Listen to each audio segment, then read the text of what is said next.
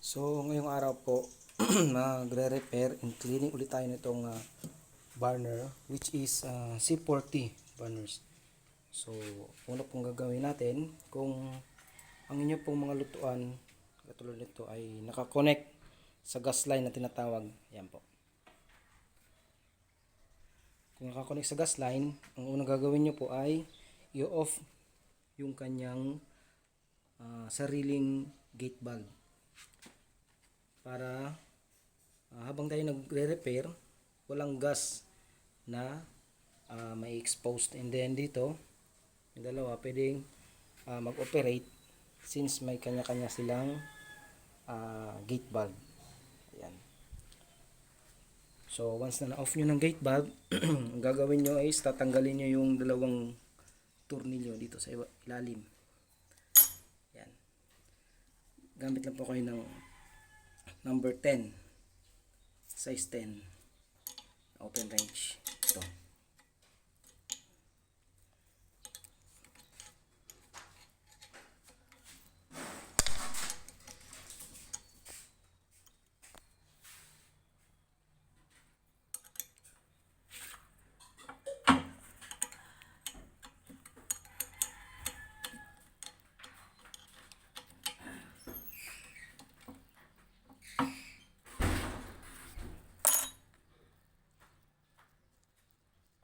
So once na natanggal nyo na, pwede nyo na itong linisan yung kanyang gas valve switch o yung gas cock na tinatawag. So ayan, disconnect na natin. So pwede nating linisan to at saka ito, yung pinaka burner nya. So pag didiklag, may kanya-kanyang butas po yung kanyang gas valve switch. Ayan. Susungkitin nyo lang po yun ng maliit na bagay, yung tulad ng karayom. Ayan. Ididiklag po natin yan para bumalik yung apoy o yung lakas o yung gas pressure ng bawat gas valve switch. So natapos na natin linisan itong pinaka burner. Ayan, malinis na siya, visible na yung kanyang mga butas. So proceed na tayo dito sa gas valve switch. Ito naman yung ididiklag natin or lilinisin. So gamitan tayo ng maliit na bagay katulad nito. Yan, susungkitin nyo lang yung pinakabutas. Ayan. Okay, subukan natin.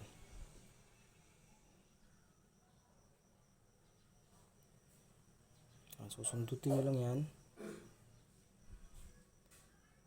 Yan, kita nyo yung sebo.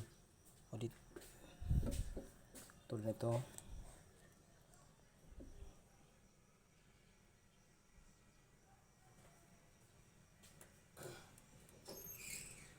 Yan, susungkitin nyo lang yan. Yan. Makikita nyo, merong mga sebo doon sa pinakabutas niya.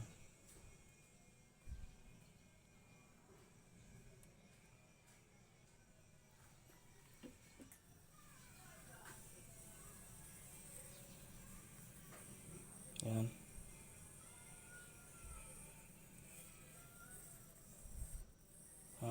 Marami, no? So nga po pala, kapag magsusungkit na kayo nitong mga gas valve switch, kailangan pala naka-open itong shut-off valve para pag sinungkit mo yung pinakabutas niya, lalabas na yung mga oil doon sa loob. Yan, kita nyo.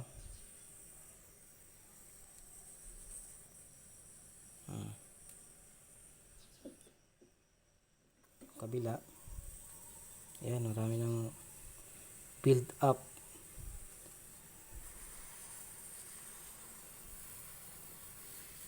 So ayan yung po yung nagkukos ng clogging o pagbara doon sa ating mga gas valve switch.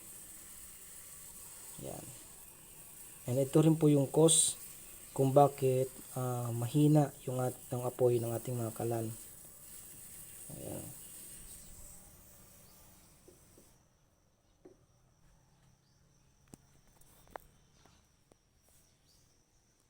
A few moments later.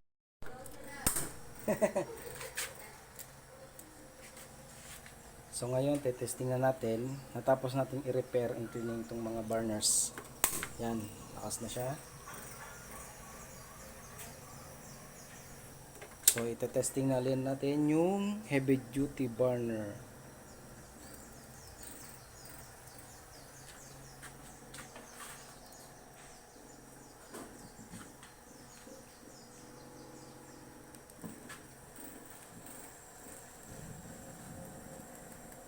So ayan, malakas na yung apoy.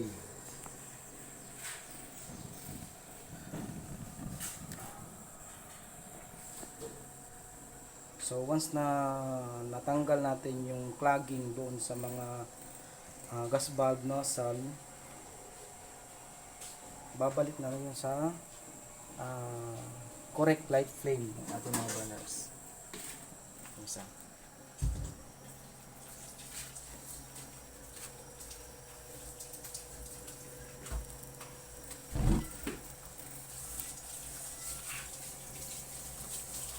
So ayan.